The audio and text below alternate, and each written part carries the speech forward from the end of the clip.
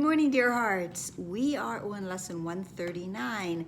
Please subscribe. So, just a side note, we have one more lesson and then we go into review. So, review might be a nice respite from the depth of the lessons that we have had lately. So today's lesson is I will accept atonement for myself. And there is, of course, many of you know, an alternate pronunciation that is very popular. Instead of atonement, which for many has too many religious connotations to it, to pronounce it as at one meant, because that is true as well. Now, to accept the atonement for myself, that is a requirement for every teacher of God. Every teacher of God must accept the atonement at one meant for themselves. The lesson begins, here is the end of choice. Now the lesson from the first 50 that we're going to weave into today's lesson is actually lesson 50, that I am sustained by the love of God, and I am sustained by the love of God as I accept the atonement, the joining of my mind with God's, and to know that that is indeed the one place that ends all questions that I might have.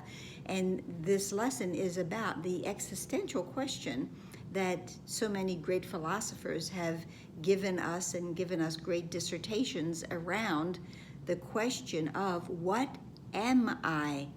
So let's go into the lesson. Here's the end of choice. And what is choice except uncertainty of what we are? If I don't know what I am, then I must choose something. There is no conflict that does not entail the single, simple question, what am I? Yet who could ask the question except one who has refused to recognize himself? The only thing that can be surely known by any living thing is what it is.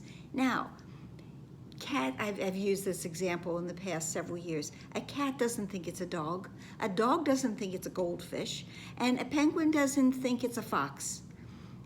We are the only creation of our Father that has questions about our identity. That's with a big I, because we see ourselves with a little I, which is an unknowing, an uncertainty of who I am. Great lesson. Uncertainty about what you must be is self-deception on a scale so vast its magnitude can hardly be conceived.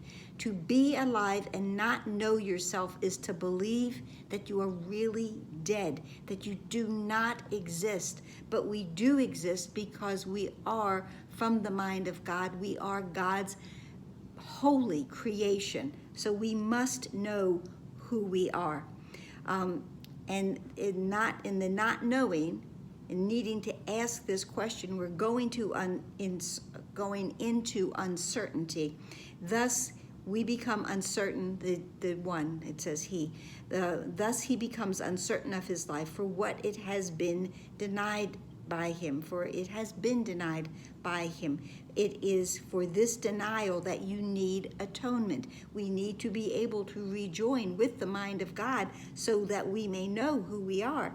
Your denial made no change in what you are, but you have split your mind into what knows and does not know the truth. That is that separated mind that we are healing. And as we accept the atonement, the at one-ment for ourselves, we indeed are rejoining our mind, remembering who we are, and we are allowing God to be the one that sustains us.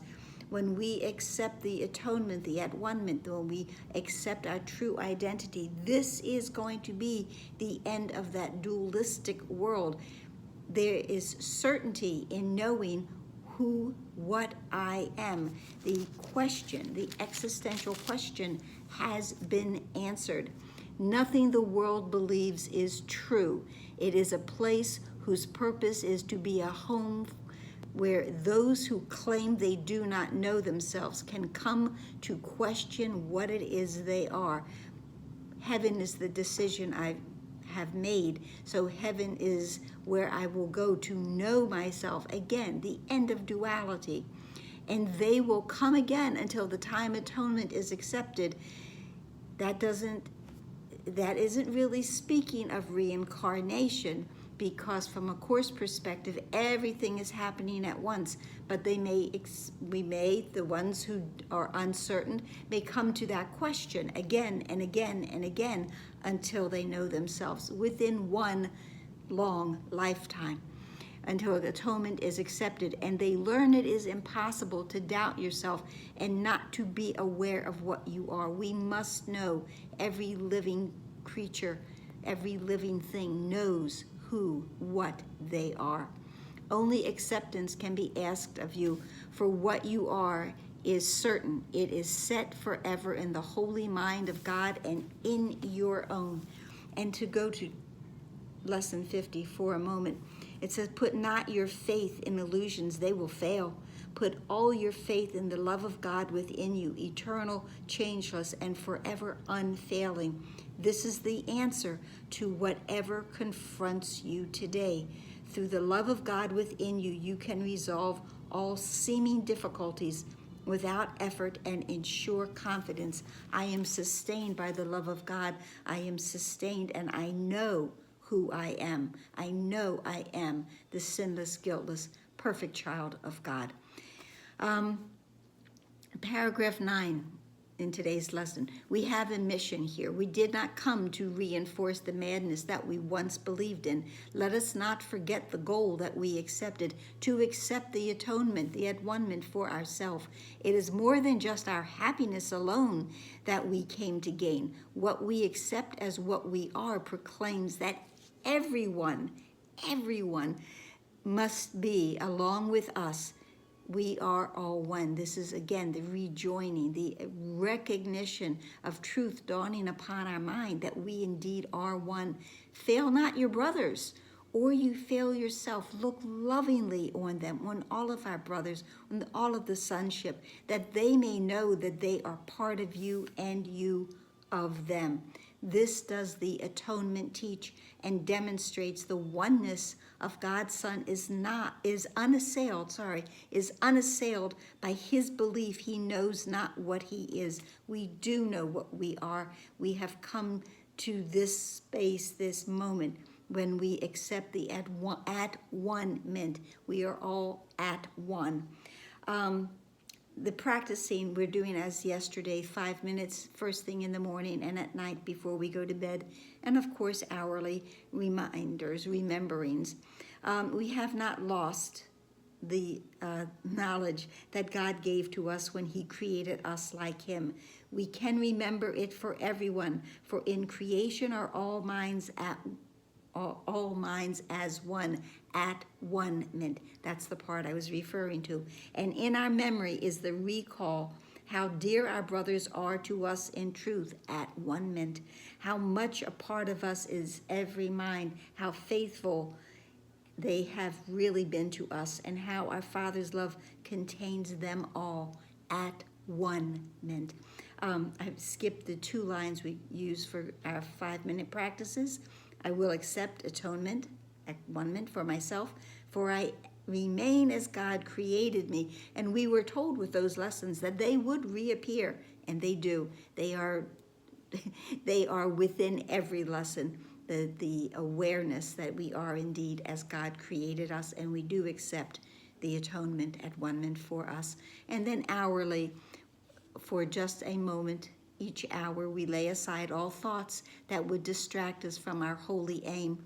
For several minutes, let your mind be cleaned of all the foolish cobwebs. I love that. Just sweep them out, which the world would weave around the Holy Son of God, and learn the fragile nature of the chains that seem to keep the knowledge of yourself apart from your awareness. As you say, I will accept at-one-ment for myself, for I remain as God created me. The fragile nature of the chains that have been keeping us attached to the world where nothing is true, that we go beyond that now. We accept heaven. We've made the decision, and now we accept the atonement for ourselves and for everyone. That's it for today. I hope it helped. Please like, please share, please subscribe, please comment. I love the comments, and I am answering them as quickly as I can. And please pray for this recognition of joining for all of us together. Remember, we do it for everyone, not just for ourselves. Namaste.